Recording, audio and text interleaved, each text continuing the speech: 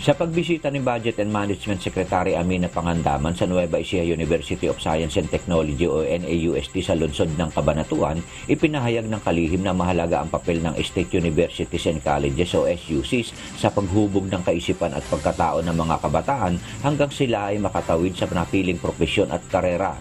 Ang SUCs anya ay tumutulong sa pagtataguyod ng kalidad at abot-kayang edukasyon sa bansa upang mapaangat ang pamumuhay ng maraming pamilyang Pilipino. Mariing tagubilin din anya ng Pangulong Ferdinand Marcos Jr. na patuloy na bigyang prioridad ang sektor ng edukasyon sa bansa.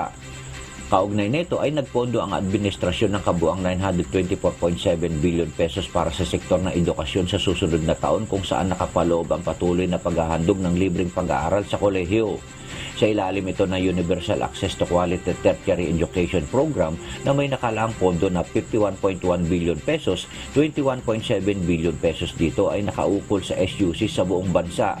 Maliban pa rito ang 3.4 billion pesos na inilaan na pamahalaang nasyonal para sa mga infrastructure projects ng SUC sa susunod na taon.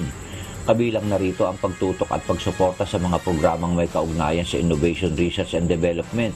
Ibinalita ni Pangandaman na mula sa kabuang 5.768 trillion pesos na panukalang pambansang budget para sa susunod na taon, 18.2 billion pesos ang nakalaan para sa R&D programs.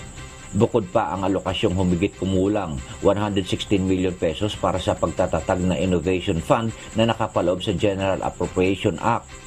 Kasama rin sa pambansang budget ngayong taon ang pondong 7.9 billion pesos ng Department of Science and Technology para sa Research and Development.